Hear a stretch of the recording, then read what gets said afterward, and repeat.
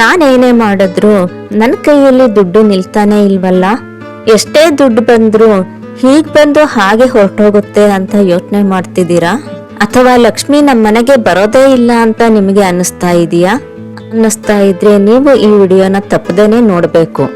ಈ ವಿಡಿಯೋದಲ್ಲಿ ಮಹಾಲಕ್ಷ್ಮಿ ನಿಮ್ಮ ಮನೆಯಲ್ಲಿ ಶಾಶ್ವತವಾಗಿ ನೆಲೆ ಊರೋದಕ್ಕೆ ಏನು ಮಾಡಬೇಕು ಅನ್ನೋದನ್ನ ತಿಳಿಸ್ತಾ ಇದ್ದೇನೆ. ಮೊದಲನೆಯದಾಗಿ ಲಕ್ಷ್ಮಿ ನಮ್ಮ ಮನೆಗೆ ಬರೋದಕ್ಕೆ ಏನ್ ಮಾಡಬೇಕು?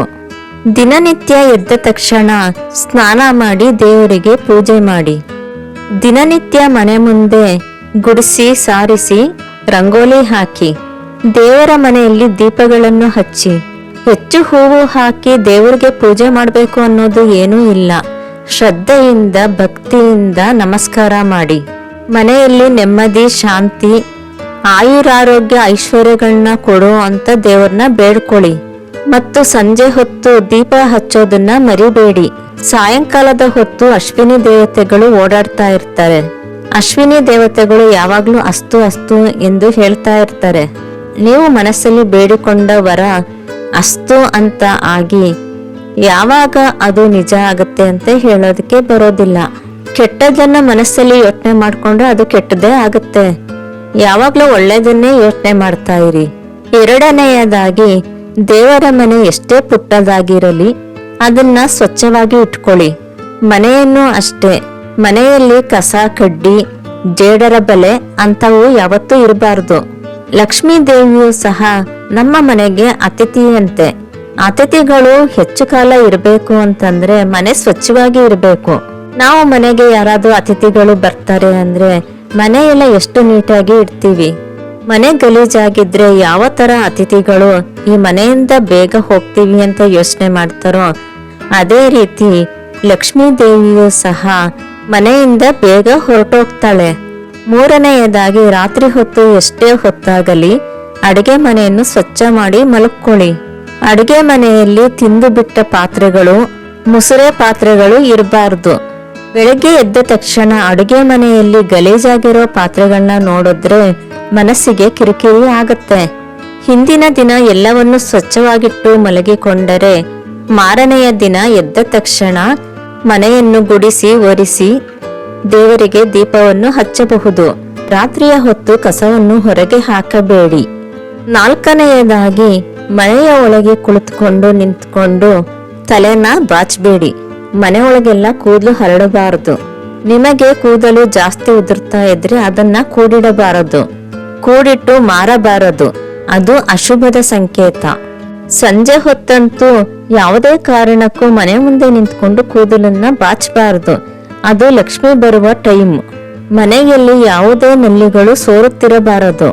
ಯಾವಾಗಲೂ ನೀರು ಹರಿಯುತ್ತಿದ್ದರೆ ಹಣವು ನೀರಿನಂತೆ ಹೊರ ಹೋಗುತ್ತದೆ. ಐದನೆಯದಾಗಿ ಮನೆಯಲ್ಲಿ ದಿನ ದೀಪವನ್ನು ಹಚ್ಚಕ್ಕೆ ಆಗದೆ ಇದ್ರೆ ಹೆಂಗಸರೇ ದೀಪ ಹಚ್ಚಬೇಕು ಅಂತ ಇಲ್ಲ. ಮನೆಯಲ್ಲಿ ಗಂಡಸರು ಮಕ್ಕಳು ಯಾರಾದರೂ ಸರಿ ದೀಪವನ್ನು ಹಚ್ಚಬಹುದು. ಸಾಧ್ಯವಾದಷ್ಟು ಬೆಳಗ್ಗೆ ಹಾಗೂ ಸಂಜೆ 2 ಹೊತ್ತು ದೀಪವನ್ನು ಹಚ್ಚಬೇಕು. ಅನಾನುಕೂಲವಿದ್ದರೆ ಬೆಳಗಿನ ಹೊತ್ತು ತಪ್ಪದೆ ದೀಪವನ್ನು ಹಚ್ಚಿ. ಆರನೆಯದಾಗಿ ಮನೆಯಲ್ಲಿ ಯಾವಾಗಲೂ ಗೊಣಗುತ್ತಿರಬಾರದು. ಅಯ್ಯೋ ಉಸ್ ಅನ್ನುವ ಪದಗಳು ಬಾಯಿಂದ ಬರಬಾರದು.